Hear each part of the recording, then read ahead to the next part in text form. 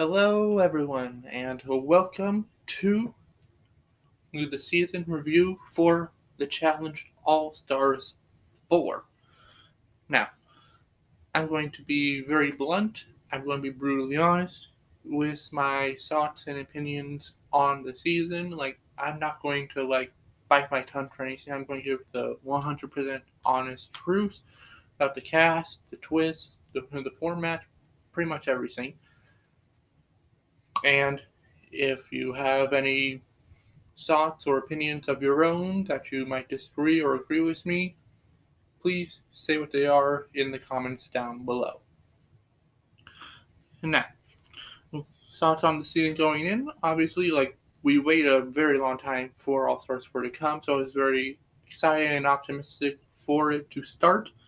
And now that it's concluded, I think 99% of the season was very good. I think the final itself could have been handled better, and certain twists maybe shouldn't have been implemented for this. But I do think that overall All Stars 4 was a success, just like all the other All Star seasons. And the inclusion of the stars in particular, I always like the fact that you have to earn your spot in the final, that you can't just coast and just do nothing, can't win no daily wins and no eliminations, and just go straight to the final. I've never been a fan of that, and I think twists like this to make sure that that doesn't happen. So I was fine with the stars. Now, episode number 1.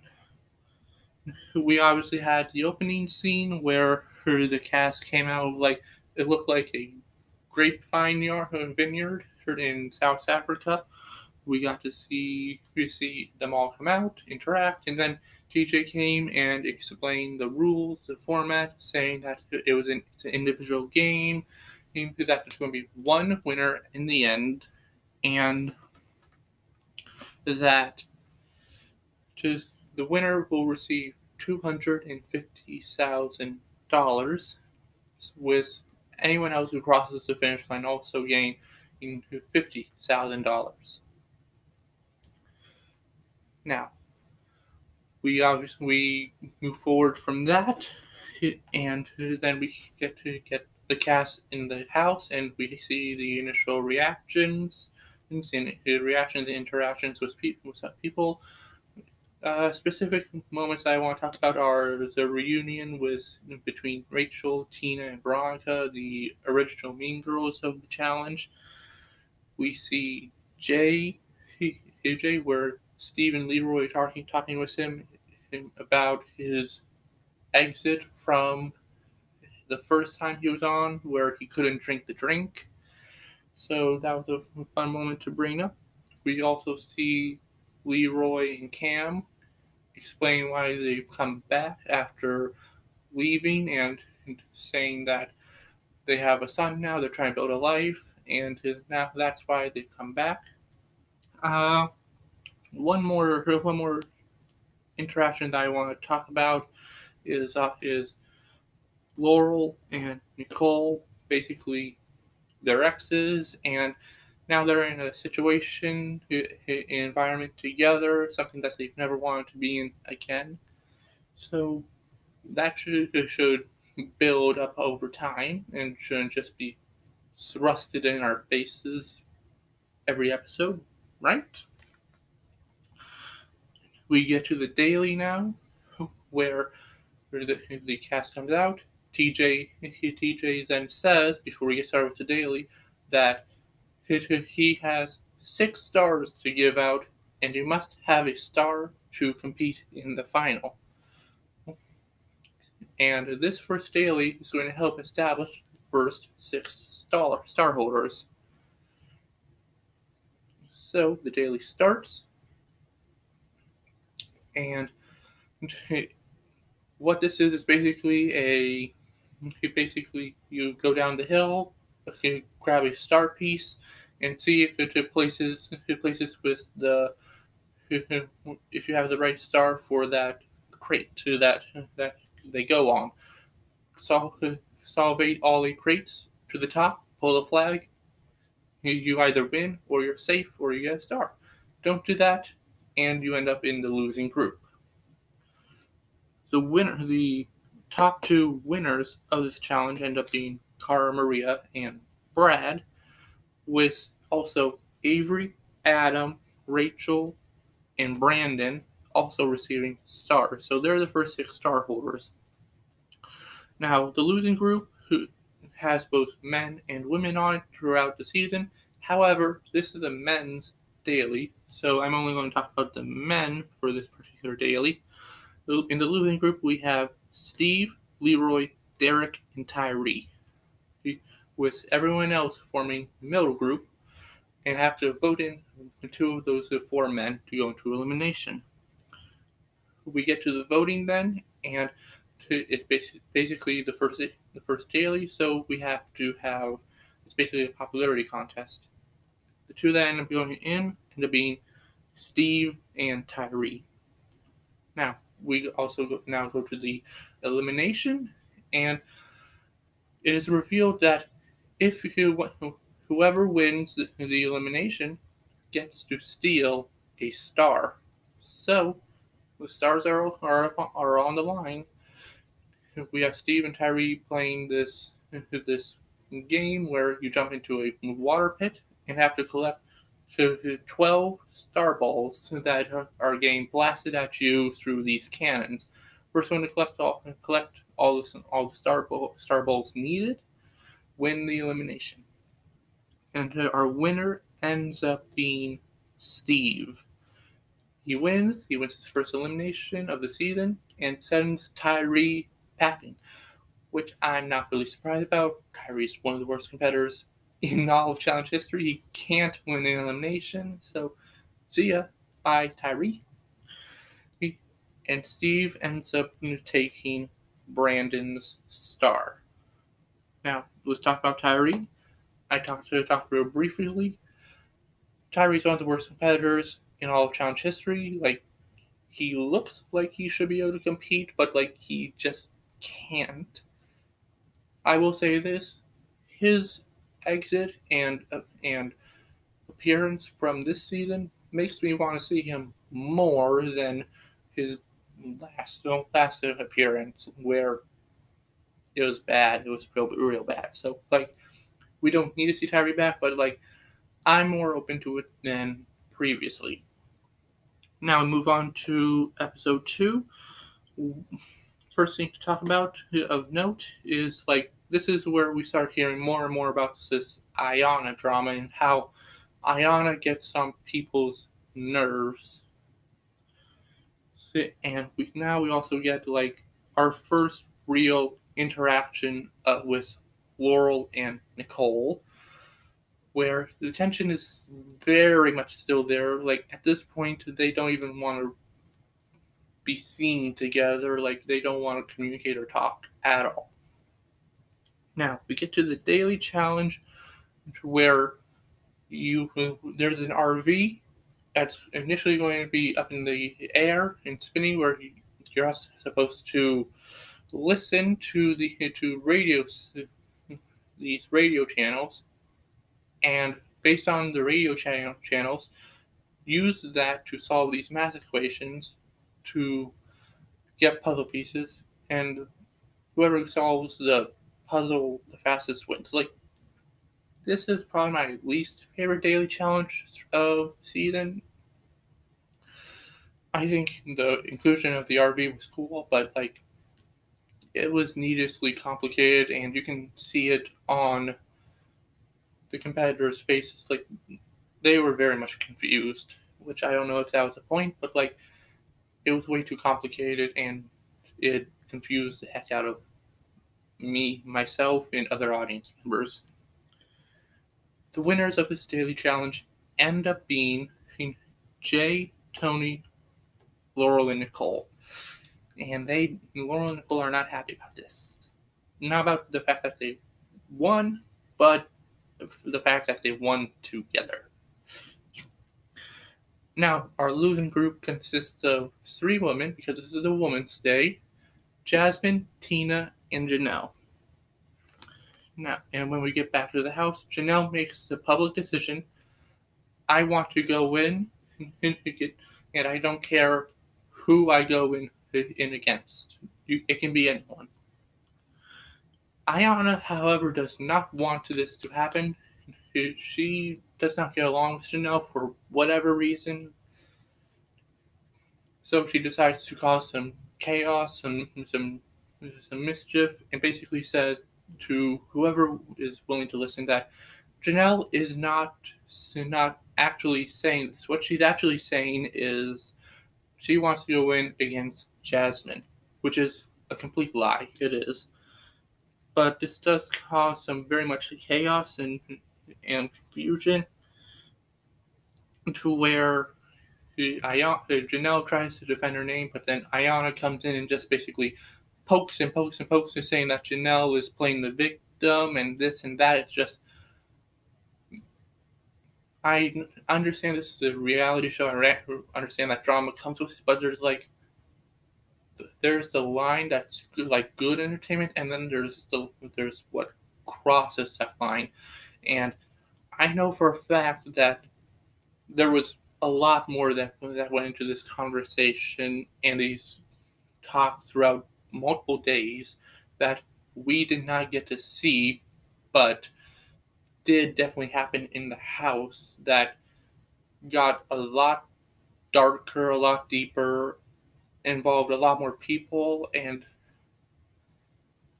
definitely crossed multiple lines on Ayana's part.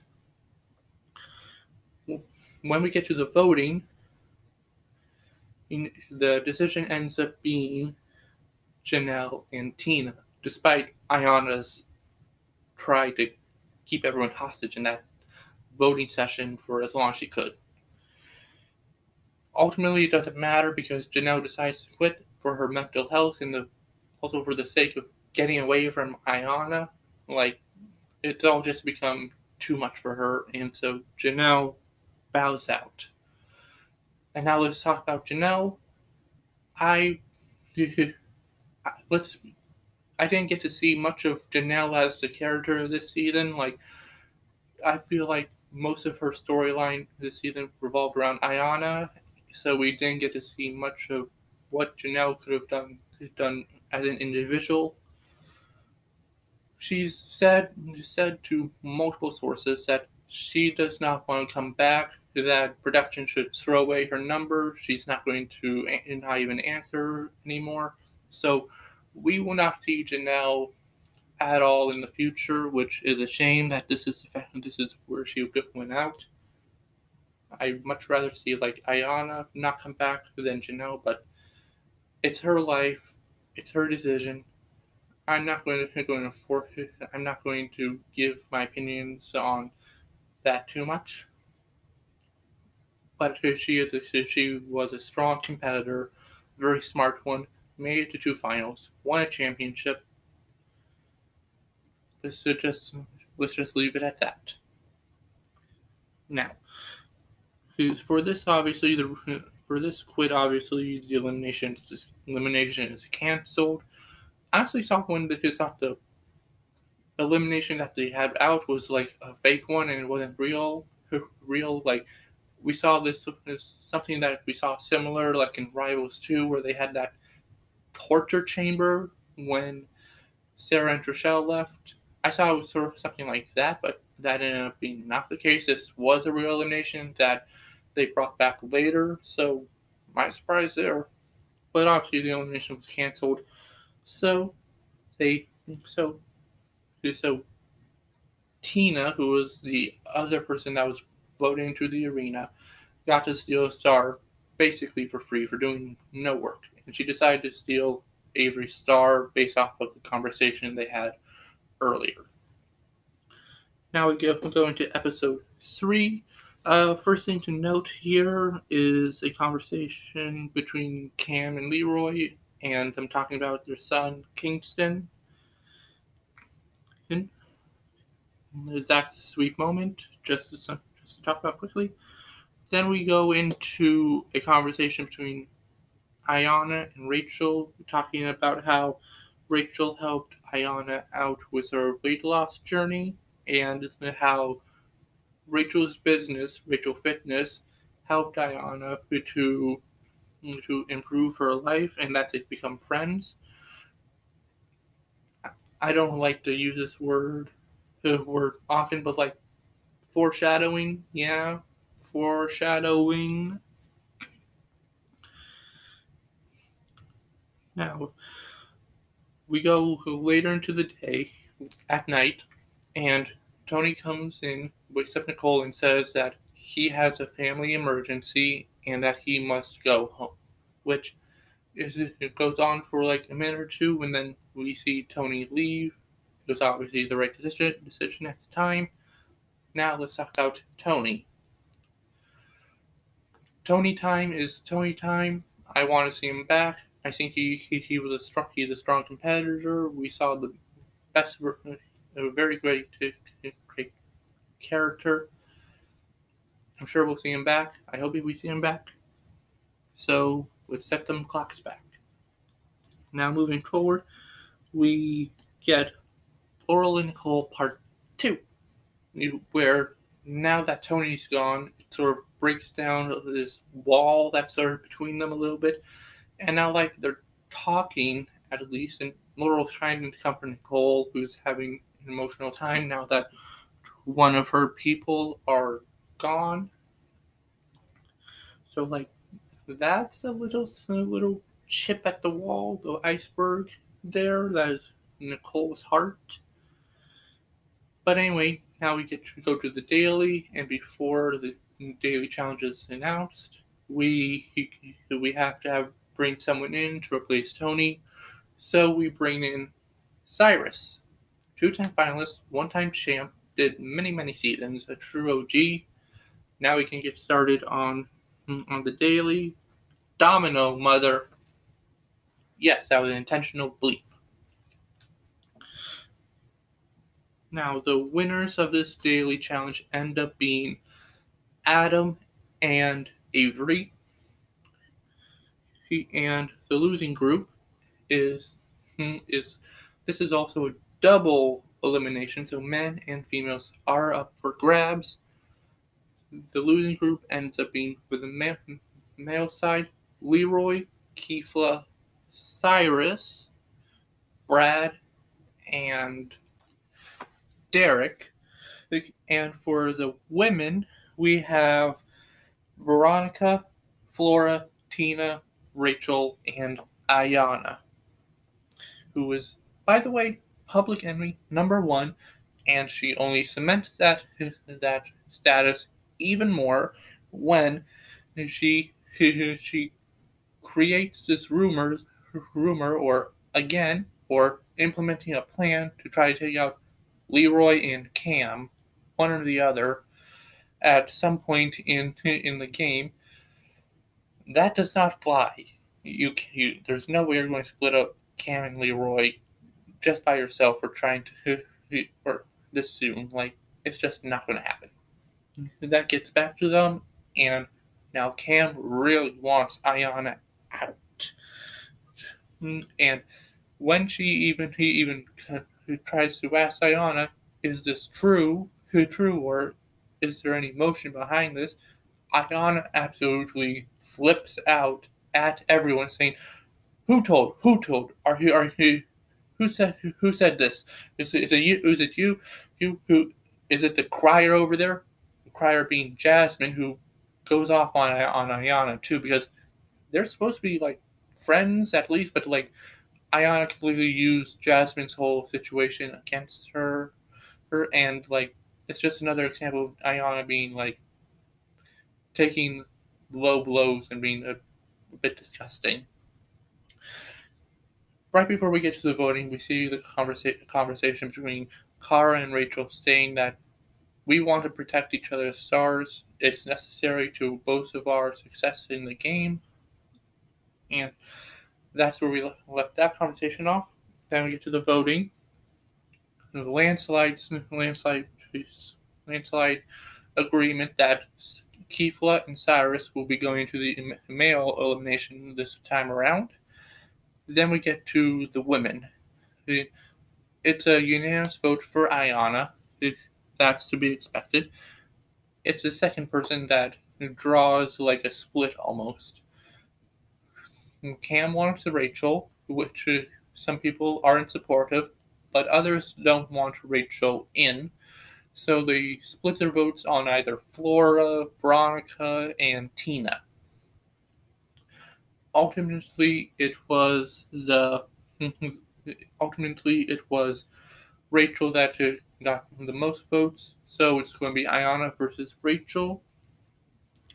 So now we go to the elimination, which is called down the tube, where both people will be on opposite sides of this rotating tube, and you have to push the ball out on your opponent's side. First one to do that twice wins the elimination. We first see Kifla and Cyrus, and Kifla manages to roll the ball out on Cyrus twice, winning his first elimination ever. Now we go to Rachel and Ayana. It's a bit more of a struggle in the middle at least, but once Ayana managed to give out, Rachel was able to move past her and get the ball on the other side. So now Kifla and Rachel have won the elimination, sending Cyrus and Ayana home. Now for the stars, Kifla decided to steal Brad's star. And as for Rachel, she has a star, so she has to steal another star and give it to someone else. So she decides to steal her friend Tina's star and give it to their other friend, Veronica. That's where we left the episode off. Now let's talk about our two eliminated players, Cyrus and Ayana, starting with Cyrus. There's not much to talk about. Like, he came in this episode and he's leaving the same episode. Like, yikes. Might be the worst OG ever. I think we've gotten all we can get from Cyrus. I don't need to see him back. But I think he's a great guy and is living a great life. Now, for Ayana. I said in the beginning, I'm going to be brutally honest. So, like, this is the one person that I actually don't want to, like, bulldoze, because even though Ayana did do some very disgusting stuff this season, and I think honestly should not be brought back, I also know of situations going back at her home life that are very troubling also. So, like, I don't want to continue this Ayana dislike and all that. So I'm just going to say I think the game got to her more than it should have. I think she tried to play the game, and it's a learning experience, really. And I hope Ayana learned from this initiative. Now we go to episode 4. We first of note is Veronica had the star. Yay! Like, Veronica hasn't been performing well, but she's friends with people who've been getting stars, and it's like, my friend Rachel just took our friend Tina's star and now it's given to me, and I didn't have to do a thing. So that's something. Now, with the real drama, the real stuff of note. Cam against Kara. Cam wanted Rachel and Ayana into elimination, and even though she got that, Kara did not vote for Rachel because of their agreement. And Cam is taking it very personally and is saying, like, she tried to split the vote, she tried to get Flora sent in, she did not have my back. Even though none of the above is really true. Like, there's arguments to be on either woman's side. Honestly, I think it's just poor communication on both of their parts. but like Cam's taking it very personally, and now she is completely against Kara and wants her star and wants to take her out. We go to the daily where it's a big truck challenge. It also involves an old school daily where you have to untie a knot that you're connected to. So teams of 5 have to unwind this knot tie of ropes while on the side of a semi truck, and then have to solve this peg maze and get free. First team to do that, the fastest, wins the daily. And to the team that ends up doing this the quickest ends up being the team of Cam, Steve, Laurel, Derek, and Ryan. Yay! And our losing group, since this is a women's day, so the women that are in trouble for this round are Rachel, Flora, Nicole, Cara Maria, and Veronica. Now, in the middle group is a bunch of like floaters, like they're not really tied and have massive ties to anyone. They're not like in the big alliance, so this could go either way. Cara Maria is feeling safe because she has some friends in that middle group that most likely will not vote her. However, 2 of her friends, in Brandon and Jasmine, decide we're done being pawns. We're done getting bulldozed every season, thrown into elimination, just being sent home. We're going for the big guns, and we're coming for Cara Maria first. Even though Brandon's been friends with Cara Maria ever since their first season, Fresh Meat 2, this is his first season back in 10 years, and he's not messing around. So, Brandon and Jasmine are trying to now convince the rest of the middle group to send in Cara Maria in, and they wanted Rachel to go in too to take her out. So we get to the voting, and it ends up being Cara Maria and Rachel going into the elimination. Another thing of note here is Tina actually did vote for Rachel, even though they're supposed to be like really close, really best friends. It's like a thing of note, really, but like again, it's not because it gets brushed off and also gets brushed off. Now, we get to the elimination, and it's called Star Slice. You have a giant board. It's basically a throwing star game where you have these star blades, and you have to throw them at the board and try to hit your opponent's face. First one to get 3, hit 3 of their targets, wins. This was a really funny elimination. I'm not going to lie, it's extremely funny, and like the way it was set up in the edit to be like every time they missed it was like went out of the arena or completely sideways. I'm pretty sure I heard one of those sound effects where like a cat screeched or something. Like it was really funny, like one of those meow sort of sounds. That was a nice touch. And they knew it. They had fun with it. It came down to a very close game, but in a score of 3-2, Cara Maria won the elimination, sending Rachel out of the game. And now Cara has the Rachel star as well that she has to give to a woman up there. And she is pissed at Jasmine and wants to put a sort of target on her since the star seems to be a target. So she gives Jasmine the star.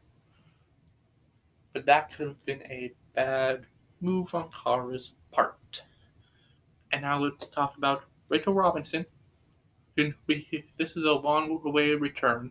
Last time we saw her was on X's 1. And like she's supposed to be one of the strongest women to ever compete. She's the second ever woman to win an individual game, and I'm very excited. I think having Rachel back after all this time very much solidified a lot of things that the challenge was missing. We also got the reunion of the Mean Girls Alliance, Tina and Veronica and Rachel. That was a fun note.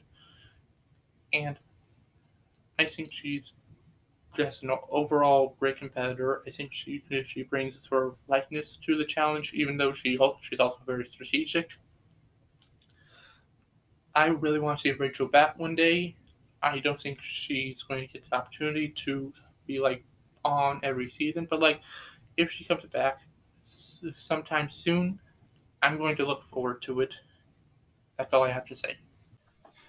Now we get into episode 5, where now it's a Kara against the world. At this point, it's pretty much anyone that Cam and Brandon and Jasmine can gather up to go after Kara. The goal mission is to first take her star, then get her out of the house.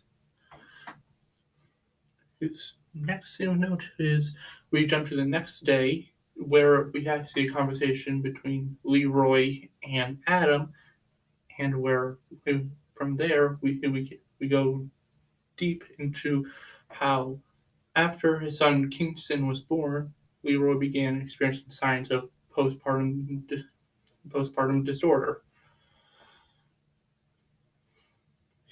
It's a real thing that women and men can get from being stressed out about being new parents and all of that. It has to do with hormone imbalance. And Leroy talks about how he's dealing with this. He and Cam are dealing with this in therapy. Um, then we go into what I describe as Laurel and Nicole Part 3. We got through the no talking phase, we got through the awkward phase. Now we're in the freaky deaky phase where Laurel and Nicole are just on top of each other. Like they are literally acting crazy and wrestling each other, and like in the scene I'm talking about, that they're like literally just resisting the urge barely just make out on the floor. Let's be real. And Nicole is talking about in her confessional about how she wants to keep the boundary, the wall up. And like she is just giving so many mixed signals. Like she's telling Laurel one thing, she's telling us one thing, and just their actions are just saying a completely opposite thing. And we'll get into that later on.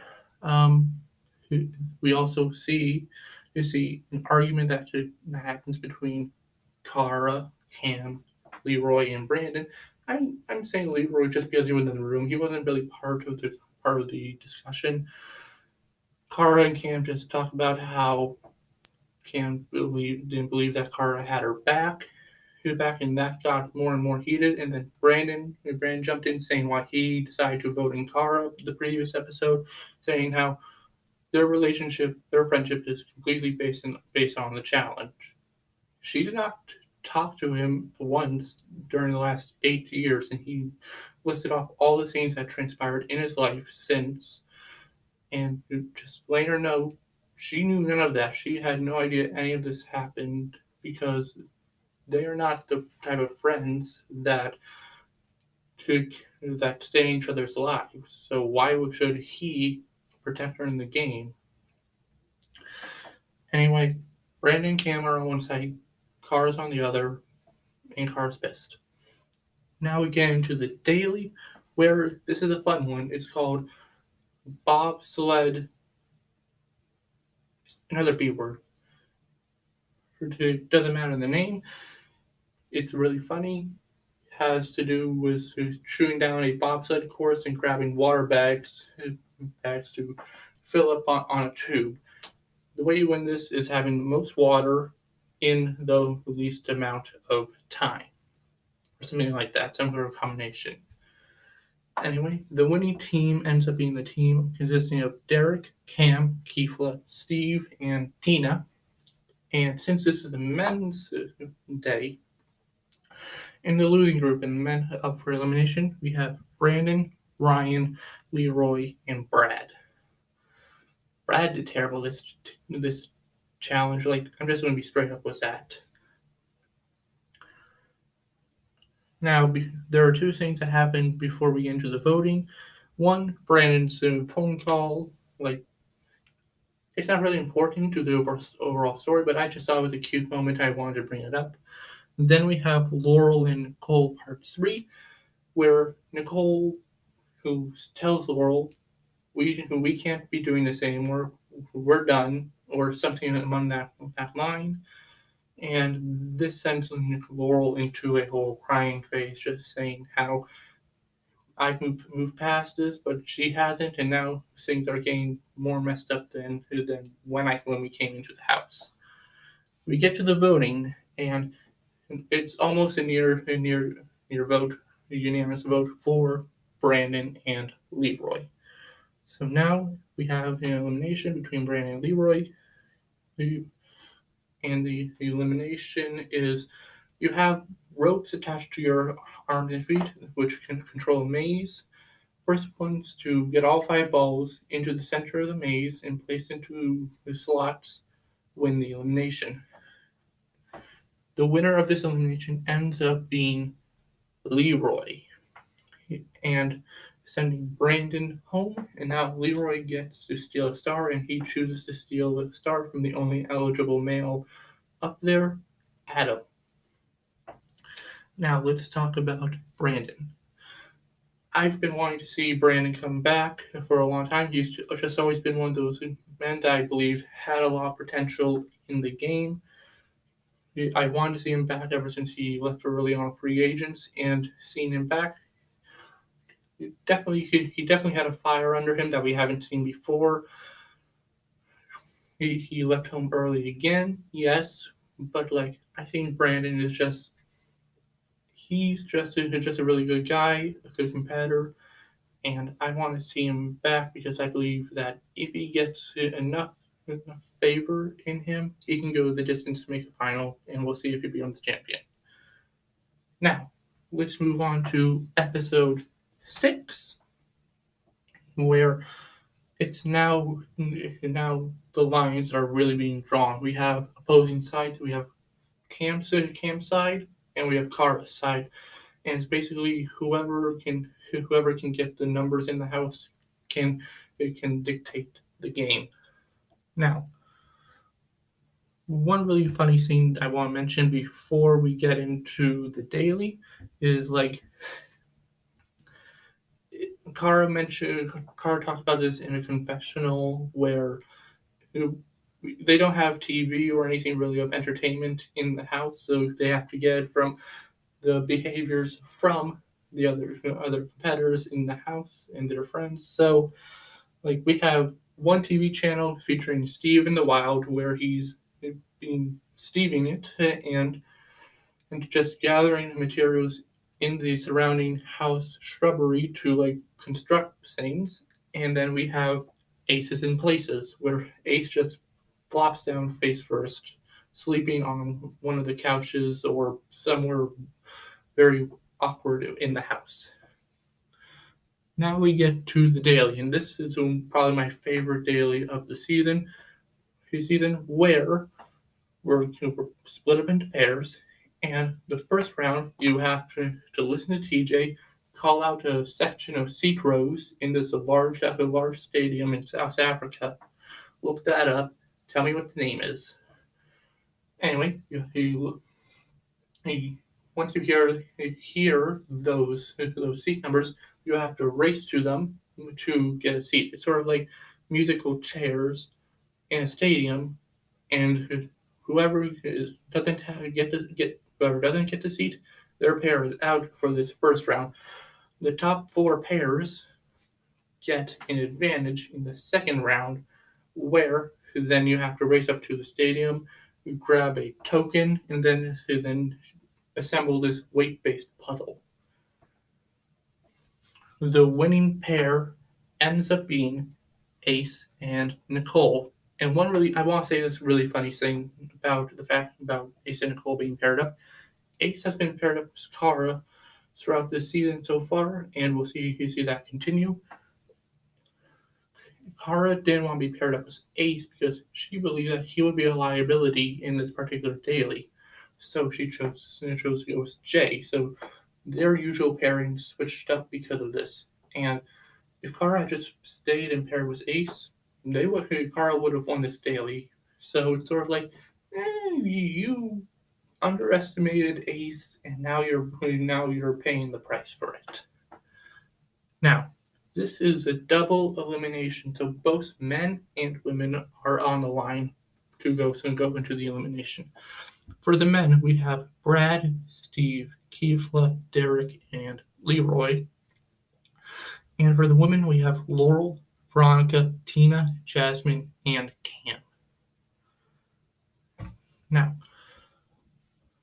Kara's in the middle group, so she's trying to get Jasmine into the elimination, preferably against Veronica, so that her star is completely safe.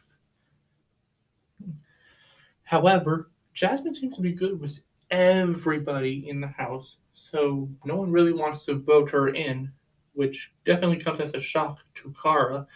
And considering the fact that she gave her a star a couple episodes ago to try and put a target on her, that majorly failed on her part. But Kara's not done yet. She's going to try to get Jasmine into that arena. And in the process, she also wants to block Cam, who is trying to assemble her own troops to get her thrown into the elimination so that she can go in and take Kara's star. So this is a matter of Kara's star on the line. I have one note here. It's not really important, so I'm just going to cross that out. And now we get into a conversation with Steve and Ace. Ace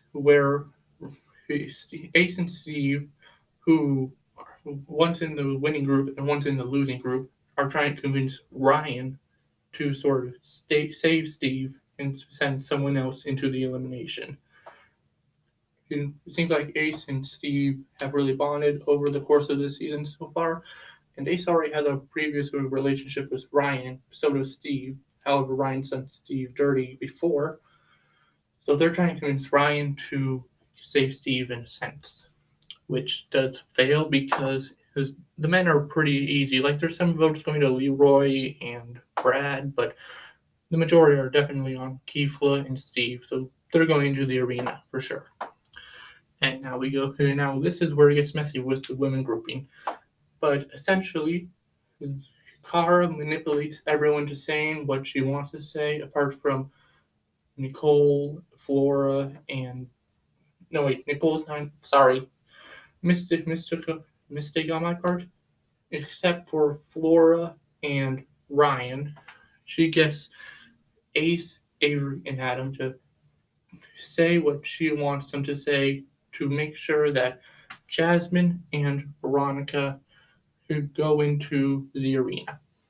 And it works. It 100% works. Pissing off Flora in the process, but, are you really going to be intimidated by Flora? Really? And, this is where we really start seeing the savage side of Flora. She's definitely a confessional gangster. She will cut you a new one in the confessional booth, calling Kara a crybaby, just trying to a child that needs a spanking, all of the above. So now we get to the arena, and the arena game today is going to be a rope rumble, where you wrestle against each other for a rope. Nicole sees this, see that as a physical elimination, so she comes down. She wants her star, and she's going to go against Veronica to get that star. However, Veronica pulls a very sneaky move and talks to Nicole, who is, by the way, very manipulable. You can say whatever to her, and she'll believe you 100% or anything like that. Nicole's strong physically, but not strong mentally. So Veronica convinces Nicole to change her mind, save her, and bring back down Jasmine to go against her. So now it's Jasmine and Nicole in the arena. Rope rumble, very boring. I feel like the rope should have been more spread out, or like in different lanes or something like that. Just a giant pile of rope in the middle, and you just have to bring it over to your side. Like, that's boring. Like, you should have just spread it out more, or to make it more enjoyable or challenging. I'm not even going to go through this. I'm going to go through this male and female because the result is pretty much the same on both sides. Steve and Nicole dominate this elimination. Kifla and Jasmine did not stand a chance. Kifla gave up because he was experiencing an injury, and Jasmine, like, she was stuck in the rope, and Nicole was dragging her along with the rope. So the winners are Steve and Nicole, sending out Kifla and Jasmine. Now, Nicole gets Jasmine's star from this. However, Steve already had a star, so now he must. No, wait. Kifla also had the star, so now Steve has 2 stars. So he must give the previously owned star from Kifla to someone else. And he chooses to give it to a neutral party in Ace, because he believes Ace is sort of the Switzerland of the house. But now let's talk about our eliminated players, starting with Kifla. Kifla, I believe, I wanted to see Kifla back. I really did. He was a good guy. He wanted to play the game and bring the old school back to this new age, and I believe he did. He's extremely funny. He really knows how to dance and all that, and he's shown that he can really compete. So I'm not sure how many more seasons Kifla wants to do, but like, if he wants to come back, he'll come back for any other season. I don't think he would do the main show. I think he would stick to All Stars. So if he wants to come back for another All Star season, I'll support him. I think he's a great addition. And now for Jasmine. Now, I think Jasmine is one of the worst female competitors that the challenge has ever seen. There are definitely others that are worse, but like, Jasmine's the one that has gotten the most calls back out of them all. I do think Jasmine tried playing the game more ruthlessly and making active moves rather than just being on the sidelines. So I think that's impressive. I don't think Jasmine will ever be dominant physically, but if she can socially and strategically move herself through the game to get to a final, I'm willing to see that. Like, I think we've gotten all that we can from Jasmine. I think she's a entertainment factor in the challenge, not a competitor. However, if she can get one more season and mastermind her way to the end, that would surprise me, and I'd be willing to see that. Now, we move on to episode 7, where her first thing of note is, and this is a big topic throughout the episode, it's the journey that Ryan's gone through since he left All Stars 2, and his journey through sobriety. He's been sober from the date of filming 4, like 9 months, I believe. So that's a really good note. Congratulations to Ryan. I hope he's still doing really well. And like, getting sober, battling addiction, and from medication and into substances, and even alcohol. Ryan didn't say he was suffering from alcoholism. It was all that other stuff. But like, all of that to that and more is very tough. It's very challenging. It's difficult, and I applaud Ryan for putting in the work, putting in the effort, and even being willing to talk about it, because others who may not feel the same amount of comfort that Ryan does to talk about these things. So I'm very impressed with Ryan for that, and that really changed my mind on Ryan's place in the challenge. I'm a Ryan supporter now. I wasn't before, but because of this, I am. So congratulations to Ryan. Now we move on more. A bunch of small conversations, really. First thing first, Ford dislikes Ace a lot, saying that he's an undercover agent. And then we also get talks about how Brad has been on a losing streak ever since episode 3. Like, he's been in the bottom consistently and performing really, really bad. Now, we get to the daily challenge, and it is trivia. Woohoo! Yay, trivia! TJ's favorite challenge. The trivia challenge this time, it wasn't my favorite. There's definitely been more that I like more. And the questions were meh. It is a contraption. We've seen that before, just in a different angle, really.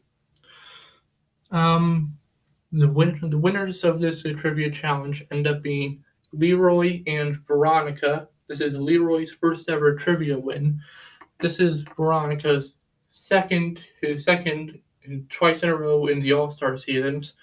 I'm not sure if Veronica's won a trivia challenge before on the main show. I'll have to double check to see if that's the case, but Veronica is a trivia queen. Now, this is a men's day, so the four losing men are Brad, Adam, Ryan, and Steve. Now, we have when we get back to the house, we have pizza night. And for a while, it's fun, it's goofy. We talk more about Ryan and his journey through sobriety. Then we get this heroic tale told by Ace about knights and stars and all that. All that leading up to saying that he believes, or he's predicting, like an Adam versus Brad match up tonight in the arena to claim his star. This sets Brad off, and everyone was really surprised by this outcome, especially since it was delivered by Ace. Leroy even says this was a sales pitch, and Brad was really pissed. Brad does not want to go into this elimination, and he's worried now that since Ace has put it out there, that's the easy move now. So we get to the voting, and what do you know? It ends up being Adam versus Brad in the arena. Now, we also get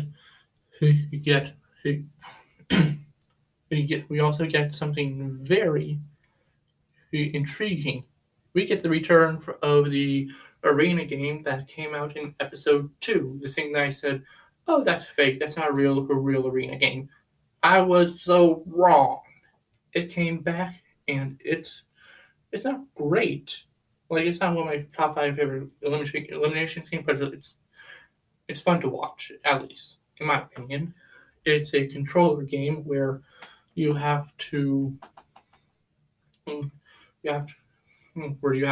run to a board and memorize and recreate the instructions from the board onto your game controller with your feet. Brad did pitiful. He kept restarting all this, trying to do too much. Adam had the perfect strategy. Adam ended up winning handedly, sending Brad home, and Adam ended up stealing Ace's star, the free star, essentially. And now we have Brad to talk about.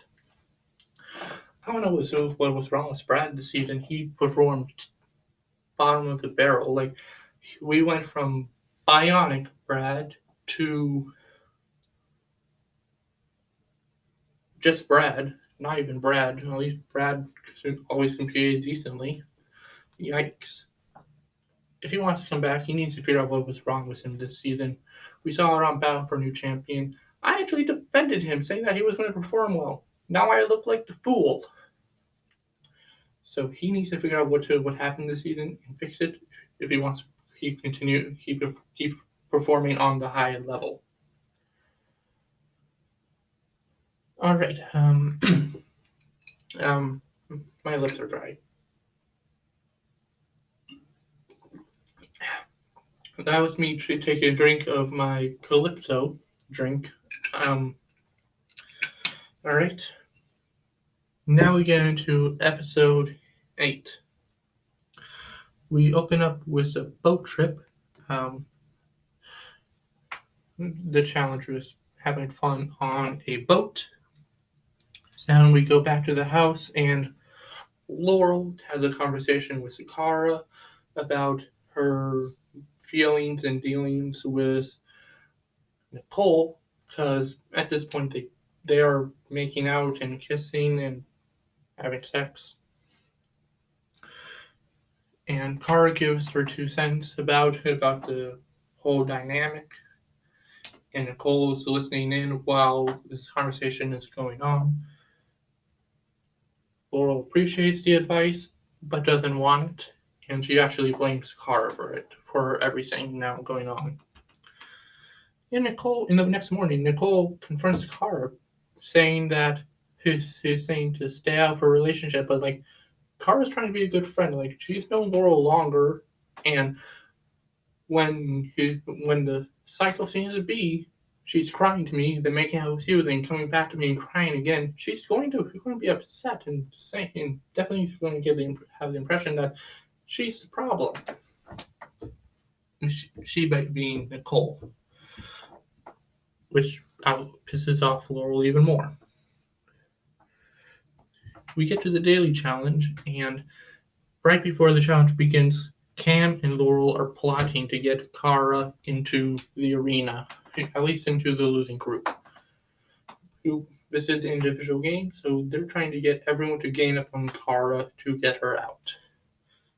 This ends up failing. Kara outperforms the majority of the people, so she's not in the losing group, but she doesn't end up winning.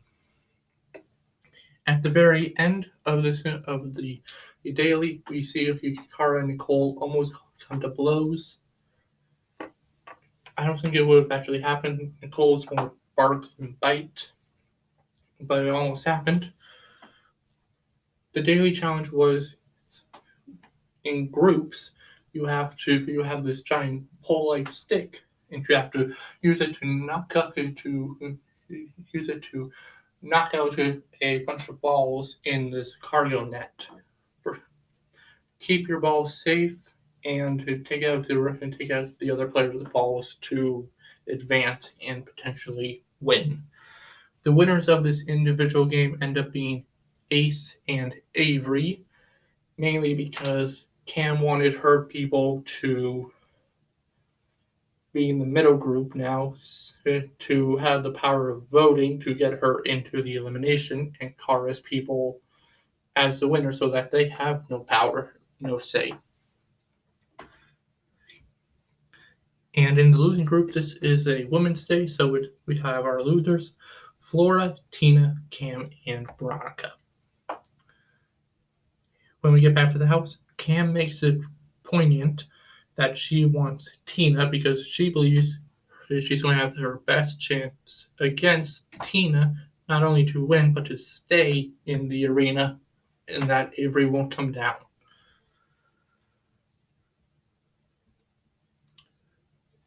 During the voting, it's a full-on screaming match with Laurel, Nicole, and Kara.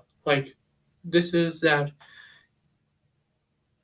Laurel's basically Nicole's trying to say that she has no clue, no idea what's going on, and Laurel pretty much says the same thing. She also screams at the top of her lungs to Kara to shut the F up. It was over the top, definitely. Yikes. The result of the voting ends up being Cam versus Tina.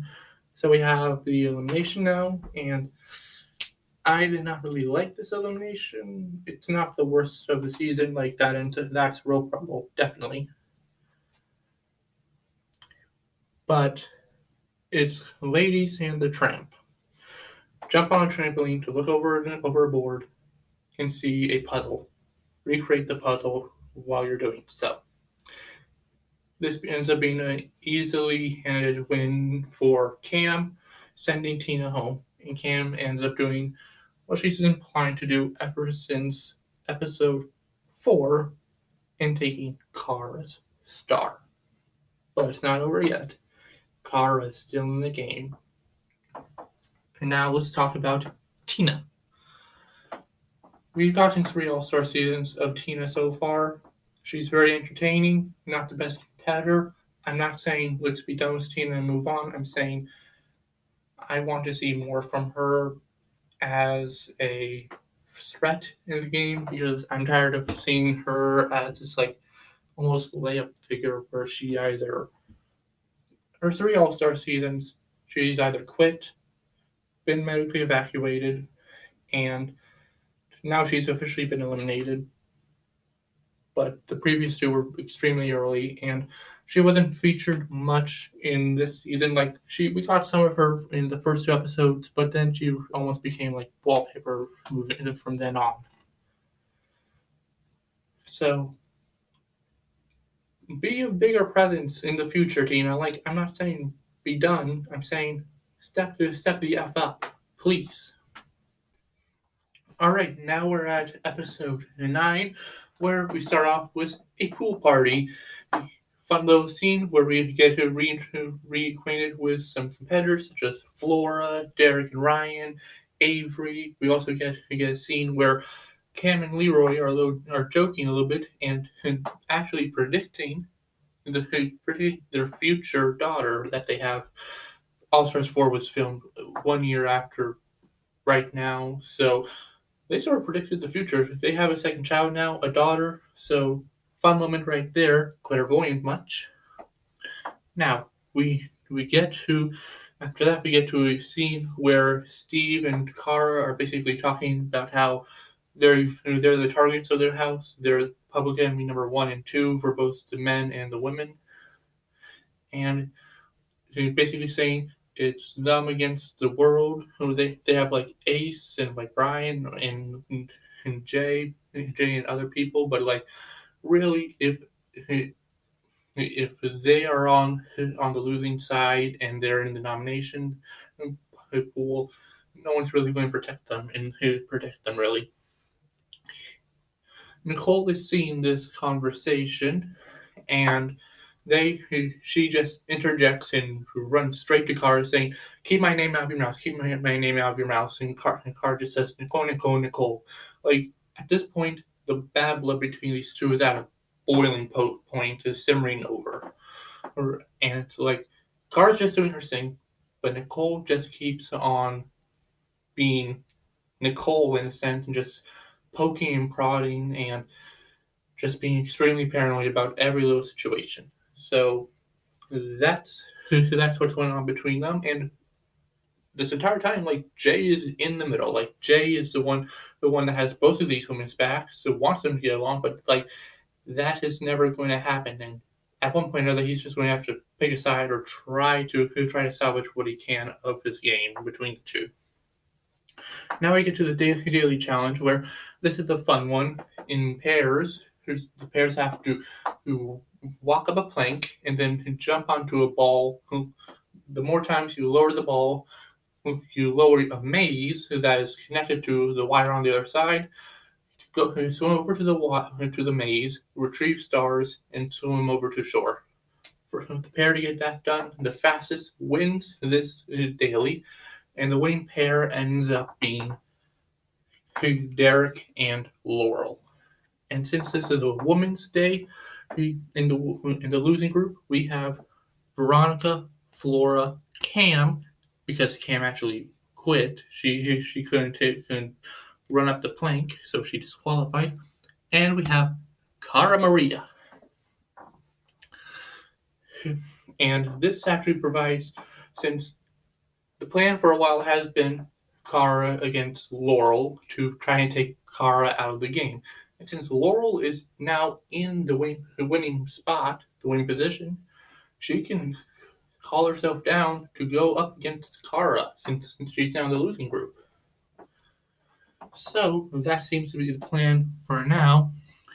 We then go to a scene where Kara and Ace are talking about how Kara's in the losing group and possibly going into elimination again.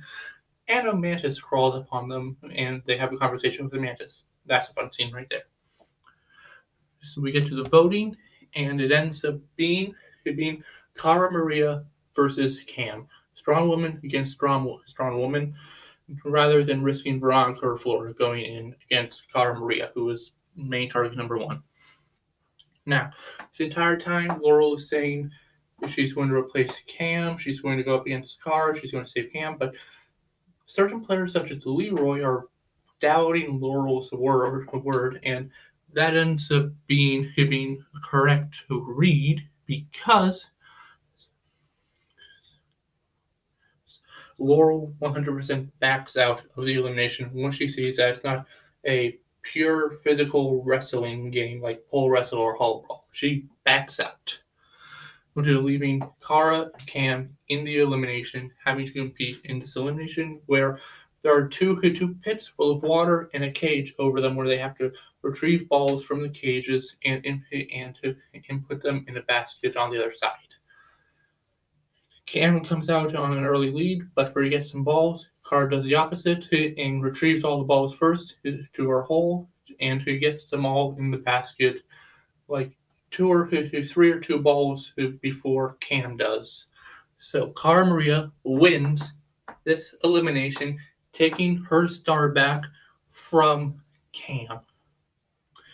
Before Cam leaves, she obviously gets to say goodbye to her partner Leroy, and then Cam exits. And now we're good, and now to head back to the house. Now we get to talk about Cam, power player, killer Cam of the season, as usual. I was very excited to see Cam back. Cam is an all-star, whether she's from, even though she's from Are You the One, not Road Rules, Real World, or Fresh Meat. I think her legacy definitely extends beyond that, and having her here definitely brought a new dynamic to All-Stars that we haven't seen before. I'm not sure when we're going to see Cam back again. Her newborn daughter now, as well as her son, are probably going to take priority rather than coming back to play the challenge, at least for the short term.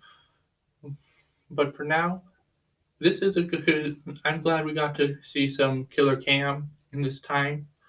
So I'm happy about it. I want to see Cam back. Let's do it. Now we get to talk about episode 12, where first scene we see, we see a conversation between Laurel and Nicole, where Laurel blames Cam 100%, doesn't blame herself at all for not going down to the elimination. It's Cam's fault that she went home, even though she said that she would come down and save her. I don't know if this was ego-driven or what, but it was Cam's fault for being in the losing group, but Cam would have never put herself in the position in the elimination. She would have had Veronica or Flora in that elimination if she believed that she was in any danger. Laurel fed her lies. And now we move on to two other scenes. These are two separate scenes, but they're basically about the same concept. Jay and Ryan talk to their respective groups about wanting a star. They want to go into the elimination and get their star. It's near the end. The time's running out, and they want a star.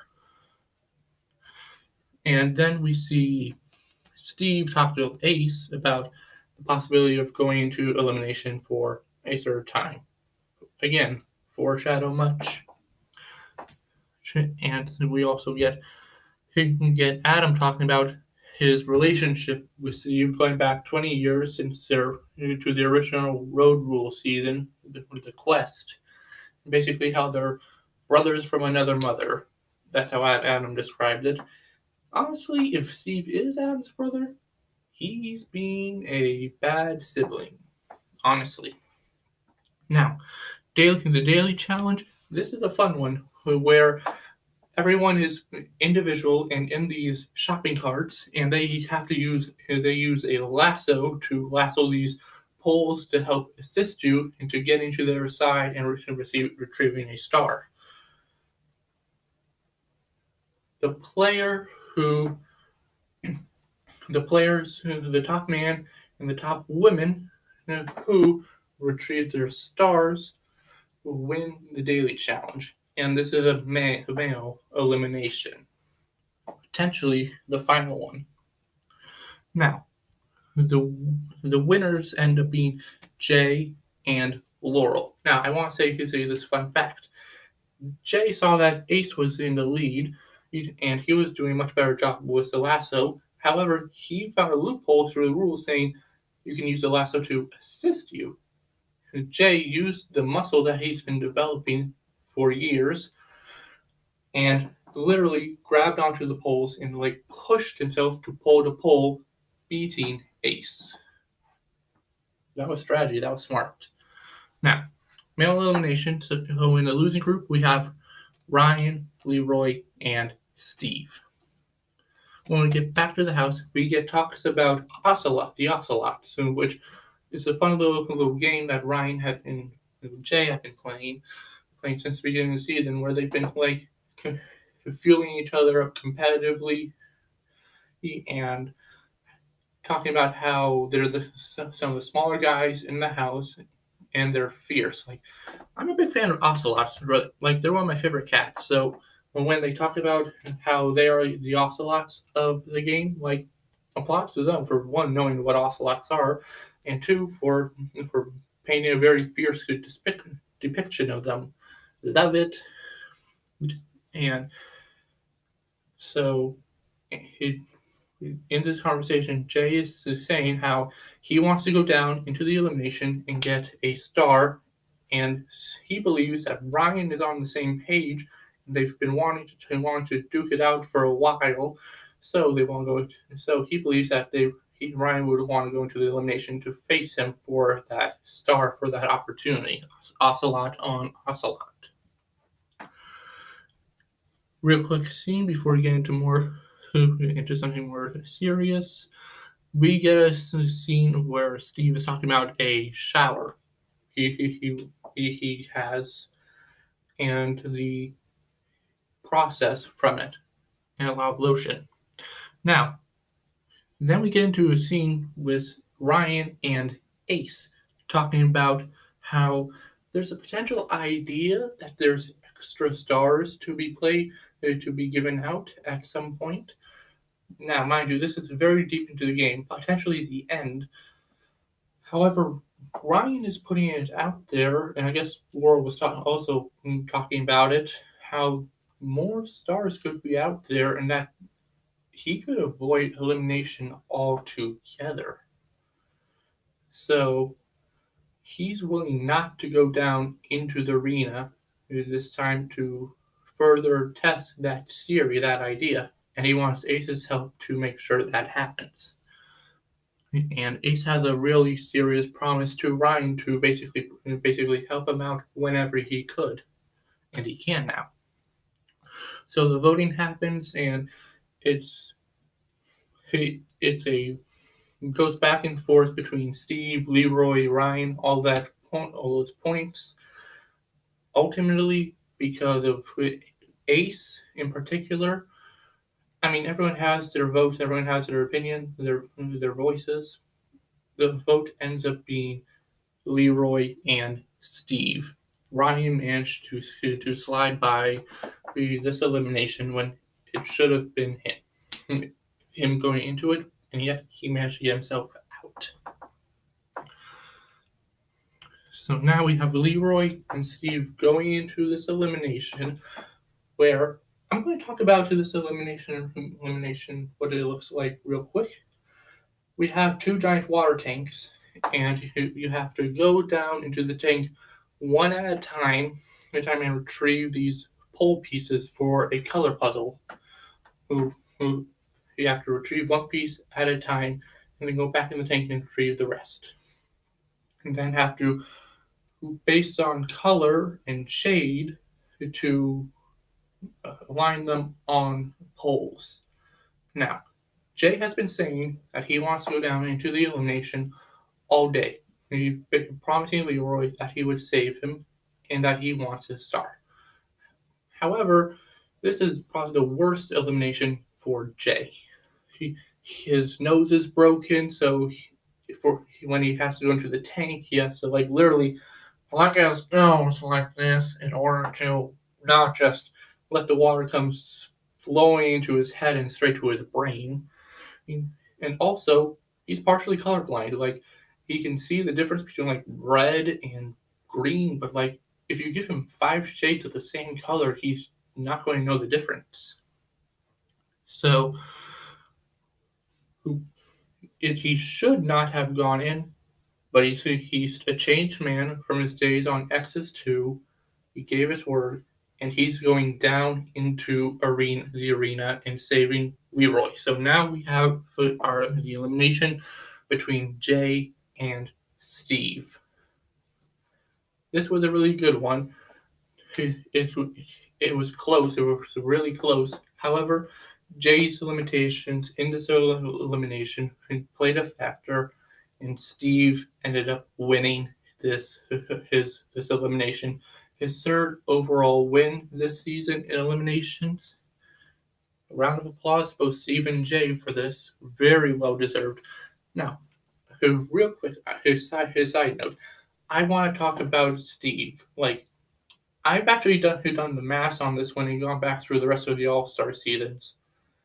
Steve set a record for winning in the most eliminations in a single All-Star season. Now, I've looked back. I've seen that players have either gone into elimination three times before. However, they either lost their third elimination or did not have to compete. Steve, however, went into 3, won all 3, and is still in the game. So Steve set the record for the most amount of elimination wins in a single All-Star season. That's a really impressive feat. So well done again. In doing so, he sent Jay packing. And Steve decides to steal Adam's star for voting him into the elimination again and not really having his back throughout the season. Adam is pissed. He gives Steve the finger. He's saying, "Sit and spin, bitch," and all this stuff. Brother from mother? No, you never had his back, and now you're showing your true colors, asshole. Now let's talk about Jay, most improved player of the season by far. I was really impressed with him going into the season. I didn't think Jay would contribute much. I thought he would pretty much play a similar game to X's too. I was wrong. He was one of the best performing guys. I think actually the best performing guy of the season. And he really brought socially, politically, and it didn't seem like he was in any danger to go in at all unless he had wanted to go in. Sort of like a Laurel or Cam situation. So I was really impressed with him. I want to see him back. He's earned his redemption, definitely. Let's make it happen. Put him on the next All-Star season or put him on the main show again. Let's see it. I think he would definitely fit.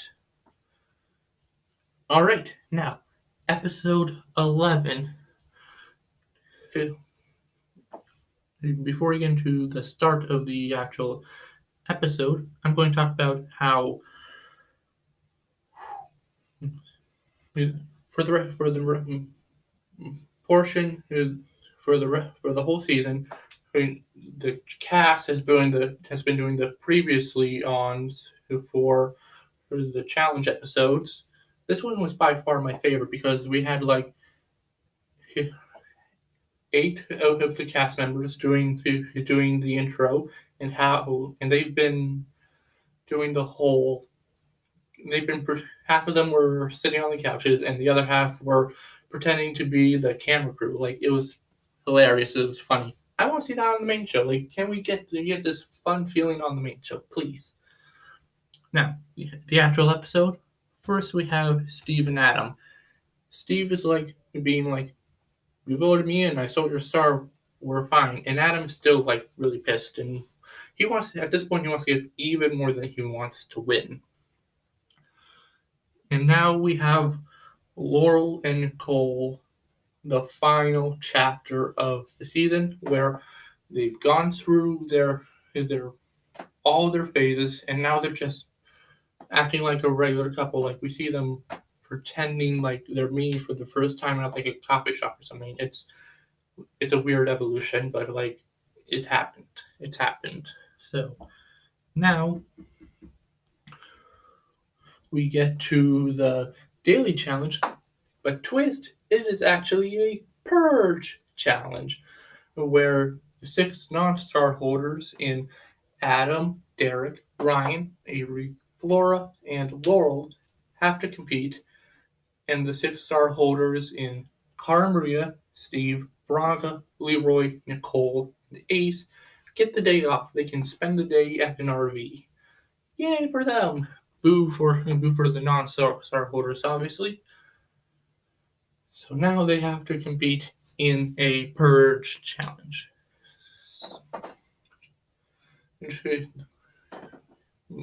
Going into what the purge challenge is, they have to first race through a forest to retrieve a flotational raft to a floating star in the middle of this lake.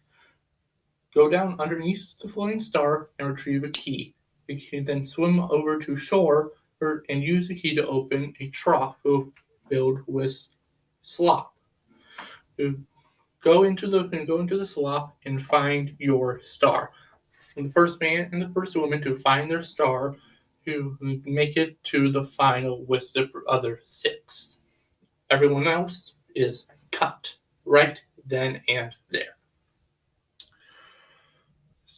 So now those 6 are ready to compete, except for Flora. She knows her body cannot do this anymore, so she bows out and leaves. Now let's talk about Flora. I'm surprised Flora wanted to come back. Honestly, she couldn't really compete that well.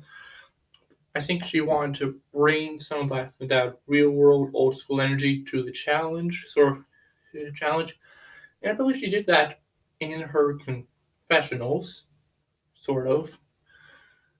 Flora's definitely come back, definitely not, and I don't really want her to come back. So let's move on. This purge challenge really was good, really great. It was really a 3-person race. Avery and Ryan were in the back majority of the time, and I don't think they even made it to the star, in the floating star. So Laurel gets her star, and it's a race between Derek and Adam, and Derek ends up being Adam and getting his star and making it to the final with Laurel. And the rest are purged. Now let's just go through the 3 purged competitors, starting with Ryan. Now, I talked about Ryan earlier, like in episode 7, on how my opinions on him changed, how he's improved in my eyes, and I agree with that. Ryan knows how to play the middle of the road. He knows how to play a solid "don't come after me" game, which I think is smart for him, because I think if he's not in a very good position, he's in early boot majority of the time, like we've seen before. I think he really knows how to play a social political game.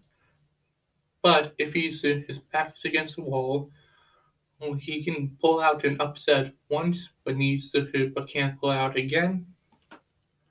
I think Ryan's physical game needs to catch up with his political game. Otherwise, I don't think he'll ever make it to a final again or become a champ. But I'm open to having Ryan return.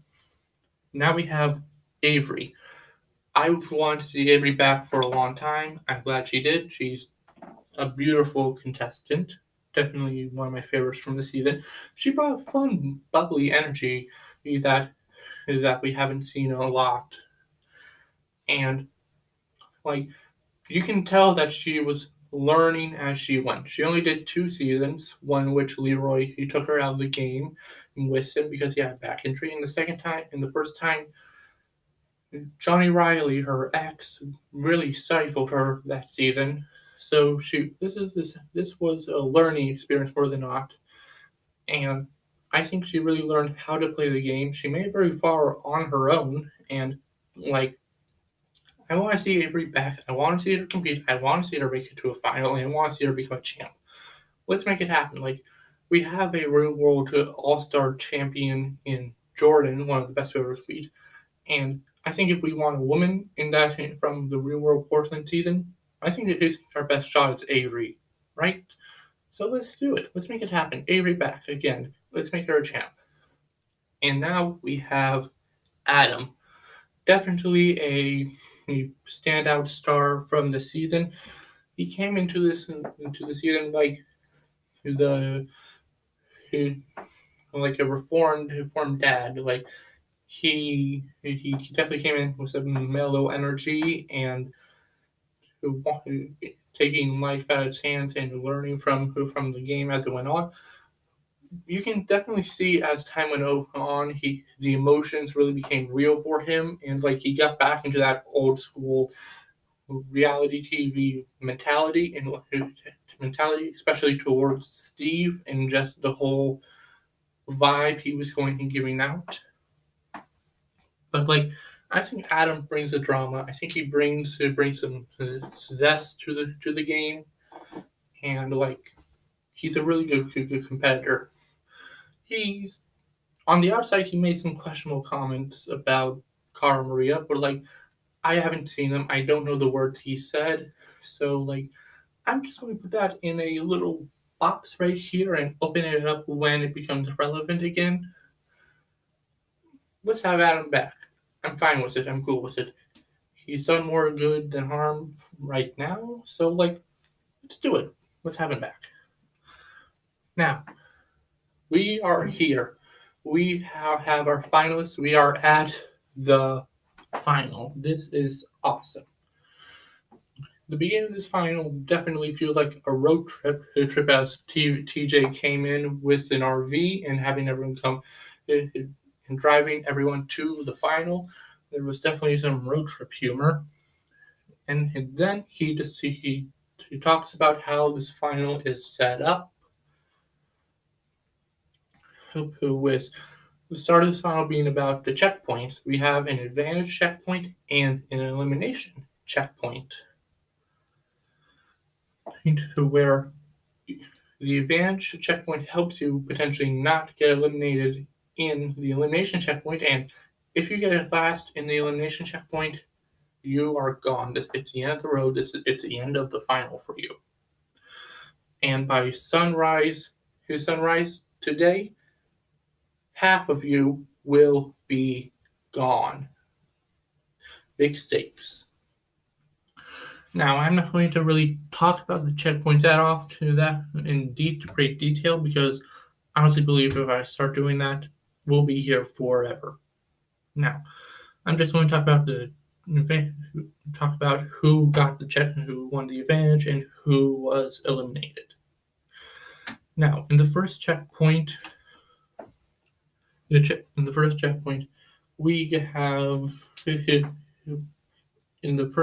advantage checkpoint, Leroy ended up winning the advantage, and this was the elimination checkpoint ended up being like an electric star, and that's all we got because we saw everyone compete, but then we left with a cliffhanger, so we have no idea who was actually eliminated. So until we get to now, episode 12, where we see Derek get eliminated. And just before he leaves, TJ says, now you have to give your star to someone else. And he decides to give his star to Laurel because they become friends over the course of this season. And now let's talk about Derek. I was very excited that Derek was on the season. I was very excited that he made it to the final. I've really become a supporter of Derek ever since All Stars 2. I wanted to see him come back. I wanted to see him perform. I think in the past, Derek's really gotten like the short end of the stick, but now he's part of the real stick. He's gotten a real shot and a chance to play the game, and he's played it really well. He was the top male performer as far as winning dailies this season, and he really dominated socially and politically, not seeing a single elimination. And he's still a really fun presence on the show. So I want to see him back again. I want to see him get a championship. I want to see him become a real note in challenge history. Someone to say, yeah, that's a real good guy, a real good competitor. So let's have that happen. Now we move on to the next advantage checkpoint where Nicole ends up winning that advantage. And then we get to the elimination checkpoint where it becomes a close race between Leroy and Veronica to see who gets eliminated, and it ends up being Leroy. Wow. One of the strongest men in the game is now the second person eliminated from this final. Shocker. So now we have to say goodbye to Leroy. Leroy this season, he had his big comeback from his retirement from Double Agents as sort of his new man with a fiance in Cam, a new baby, and I think coming into this season he was definitely intending for it to be a one-time comeback, but I think he got the challenge blood in his veins again. He wants to compete. He wants to succeed. He wants to become a champ. He wants to add money. So we're definitely going to see Leroy back.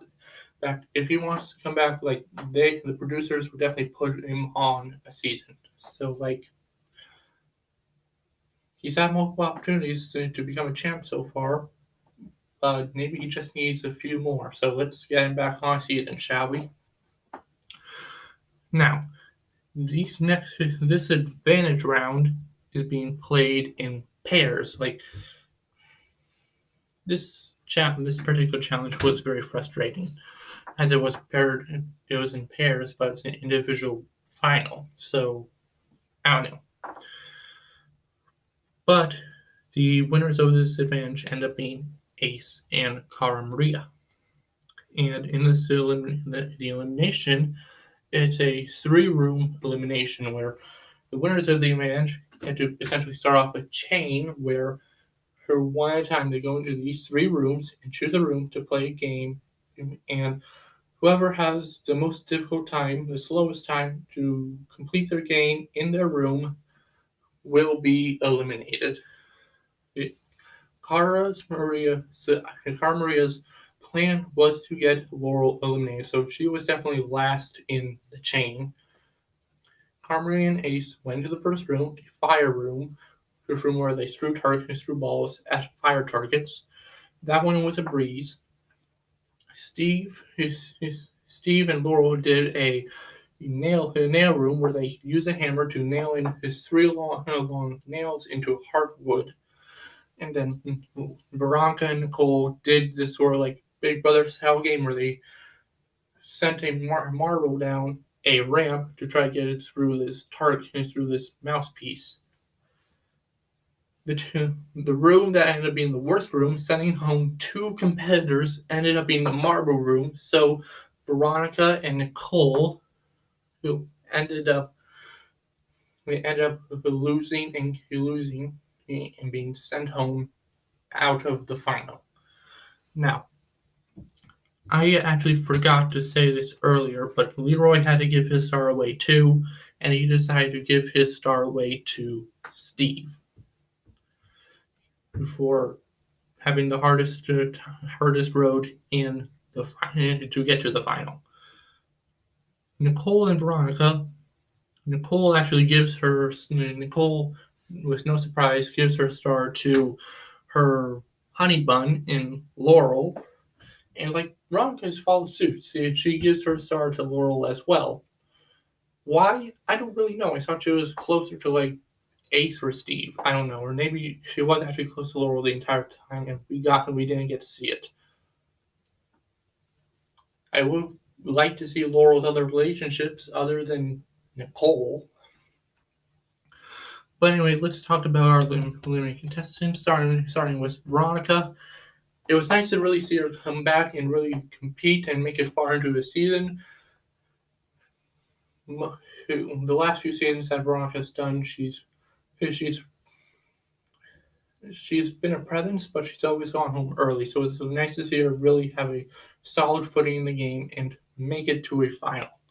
She didn't win, but like she made it to a final, and like I think she had a better chance than certain other players that have made it to a final before.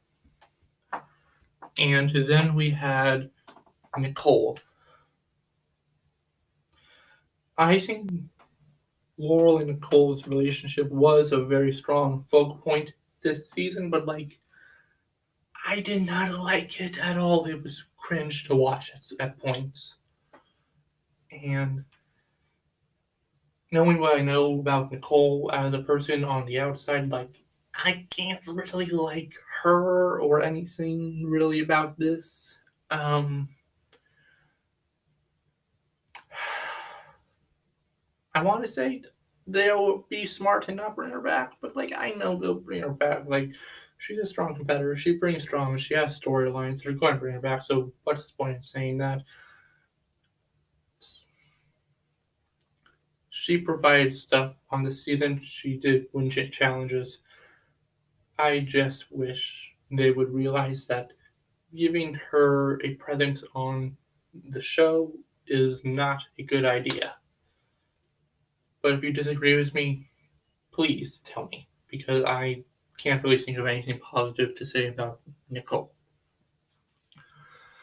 Now we go into the night portion. We have our final four competitors in this final: Ace, Steve, Carmaria, and Laurel. Well, they're spending the night in a cargo net.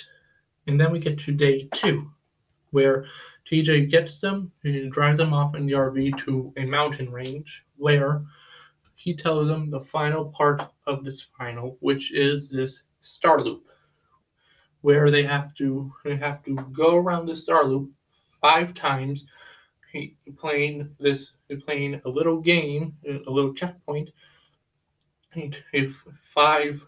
once per lap. And guess what? Those stars that they've been collecting, have they been like a ticket to the final? That's been a farce, because they actually were game skipped for this final portion. Sorry if that got a little emotional, but like this was a really big advantage that Laurel got for just having friends in the final versus Steve, Ace, and Carmaria, who had to fight, claw, and scrape their way in order to get to this point. Don't give them a free ride. I mean, I guess Ace got a free ride, but that because he performed well to stay safe.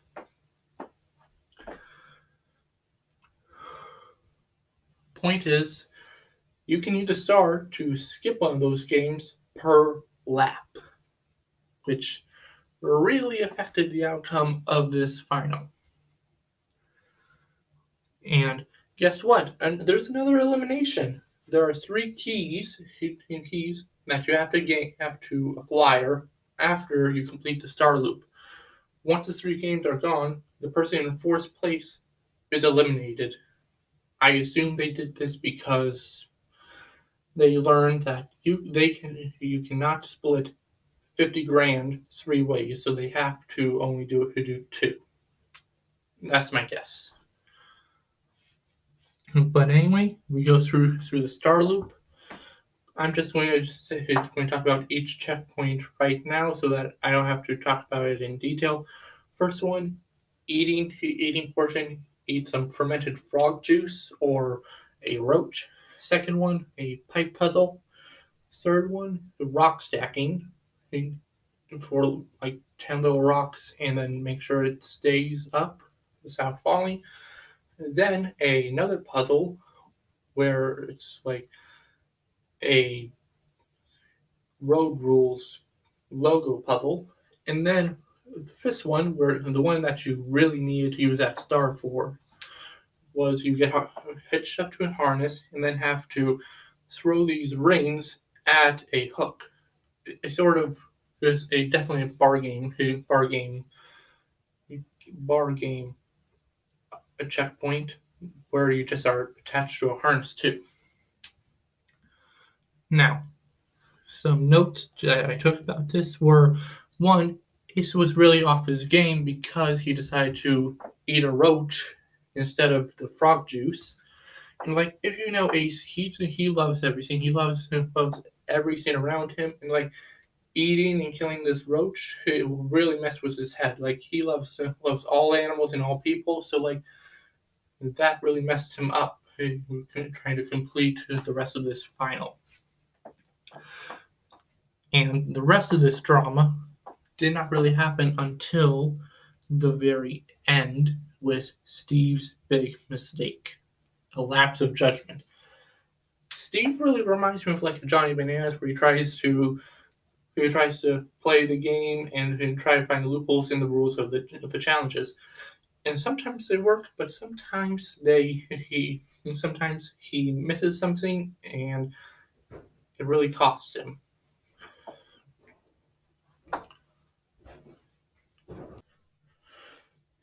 Steve's mistake definitely cost him the final. The fact that he could not remember that he had to only use 1 star per lap definitely costed him the win, because he used his first star for a very simple 15-second puzzle, and by doing that he was forced to do that fifth checkpoint where he had to be strapped up to the harness, where he lost a significant amount of time, where in the span of 2 minutes he went from first to third.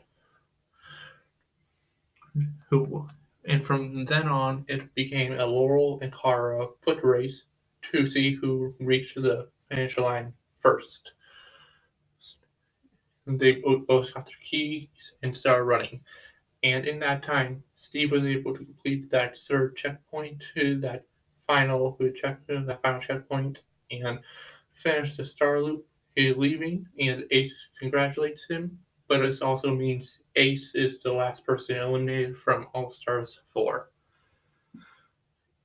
And from then, we see the results.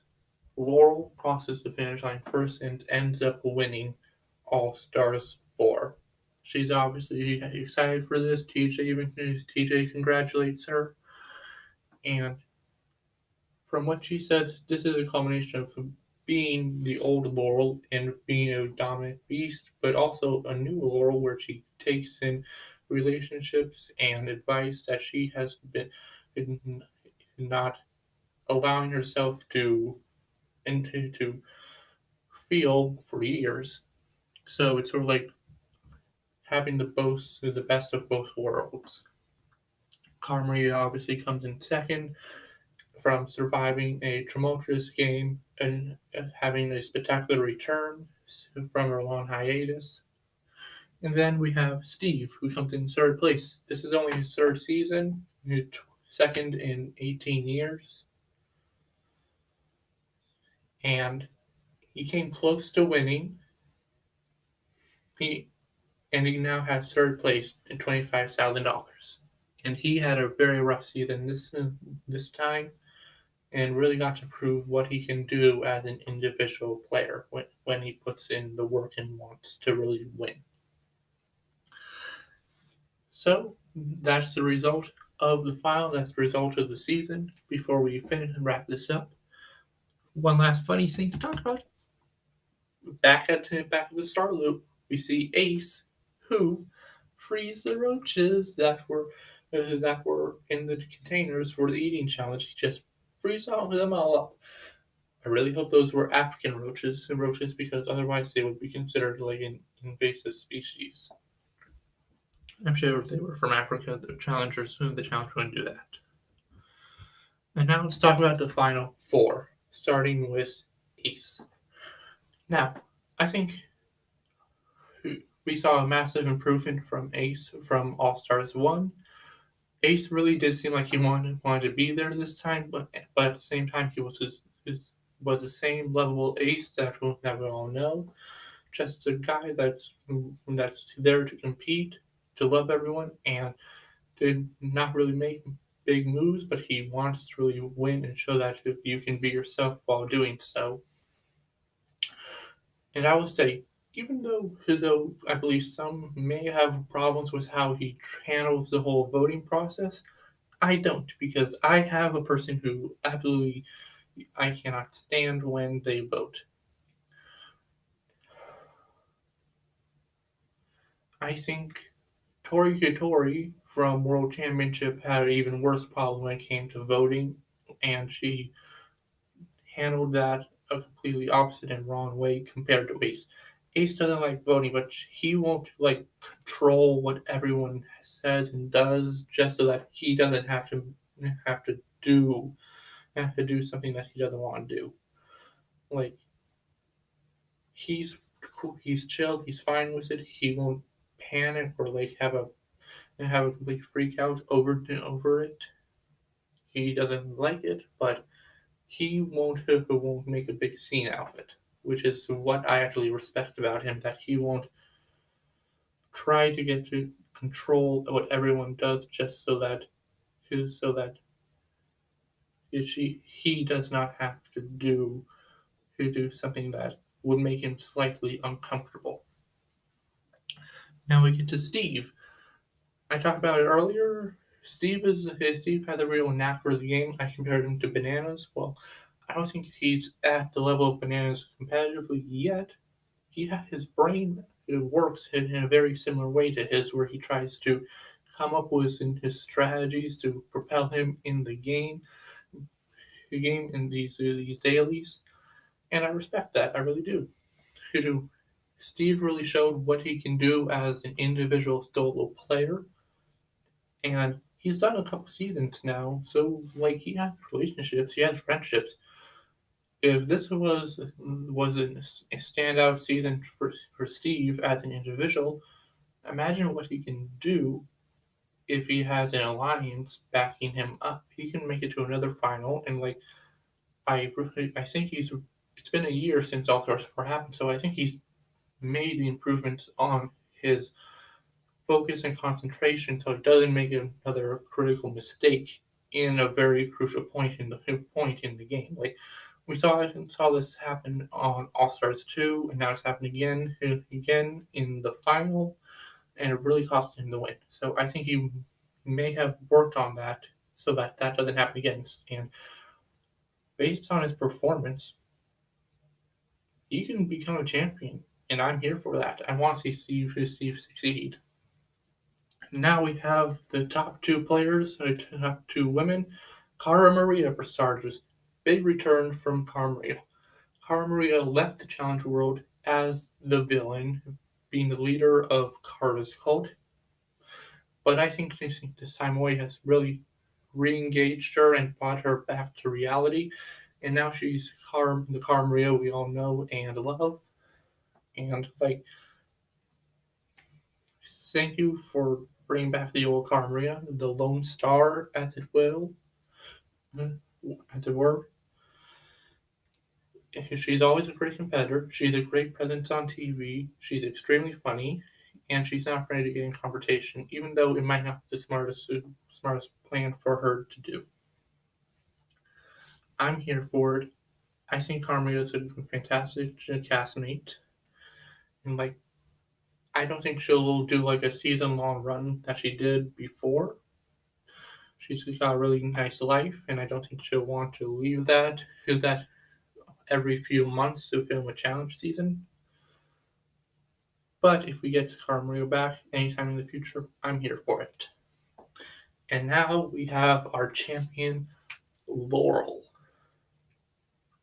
Laurel really changed up her game